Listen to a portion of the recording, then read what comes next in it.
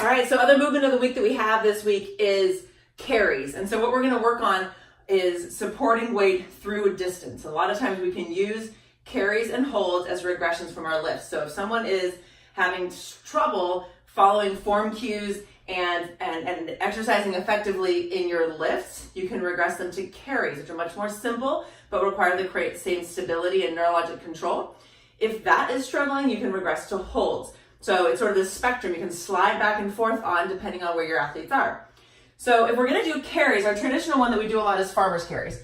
So we have the weights close to the body. The key here is the posture is good. I'm not going to demonstrate bad posture because you know what that is, and it wouldn't be good for me to do that with these weights in my hand. But the head is over the shoulders are over the hips, and I walk. I can walk forward and backward with this load, and that's called a farmer's carry. We're holding the weight nice and low. Now, if I have two weights one weight in each hand, that's one level of difficulty that's considered symmetrical. So say each of these are 20 pounds. If I were to put a 30-pound weight, pretend this is 30 pounds, in one hand, so it's less weight than I was lifting before, but this is neurologically more complex. This requires a lot more stability because now I have a lot of weight pulling me down my left side and nothing pulling me down my right side. So rather than resisting, so what I'm doing is resisting the pull off to the side, and all this extra stability needs to happen here. Walking with that same neutral posture, forward and back, with an asymmetric load is harder than it is with a symmetric load, even if the symmetric load is heavier.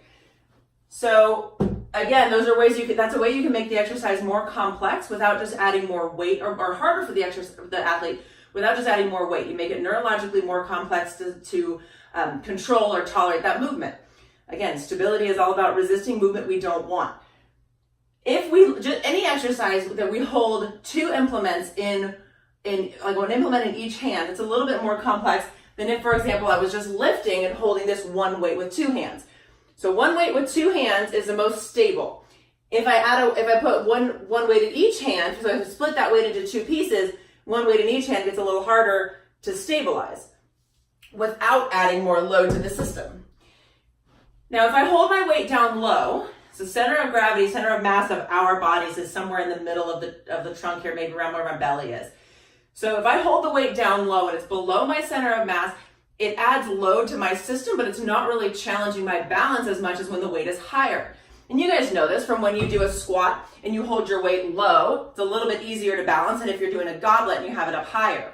So similarly with our carries, if we want to make it more challenging without loading extra, we're not going to add speed or run with weight. Running with weight is not safe for most of our athletes.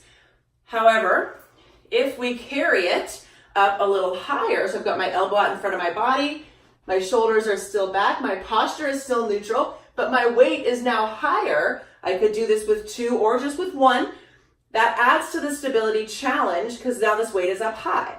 With a kettlebell, the weight is here hanging on my arm. It's heavy, but it's not challenging as much stability-wise as if I were to just flip it upside down. This is called a bell up carry. And because the weight is up higher, it adds a lot of stability challenge to my whole shoulder girdle, especially my rotator cuff. So if I'm just walking, so we call this a waiter carry, with the hand kind of here near the shoulder as if you're carrying a platter.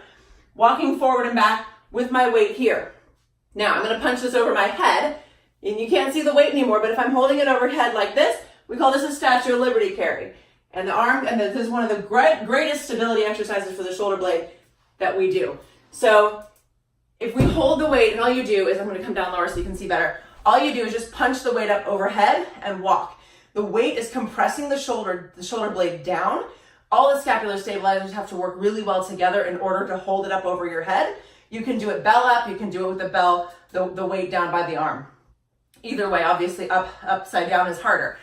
So again, by only just moving where we hold the weight and how we're holding the kettlebell, it makes a huge difference in the challenge that your athletes will experience. You don't have to run with a medicine ball. You can hold these weights differently and add to their postural stability, which is one of our main issues that we're fighting all the time with our athletes and trying to help them get better with that. So that's our carries. We can do farmer's carry down here, 2 or 1 weight. We can do a waiter carry with 2 or 1 weight. Statue of Liberty carries, probably best to go with just one side. And just remember, making the load asymmetric and requiring them to stay neutral will help enhance the neurologic control that they have of their whole system. Have fun with the carries.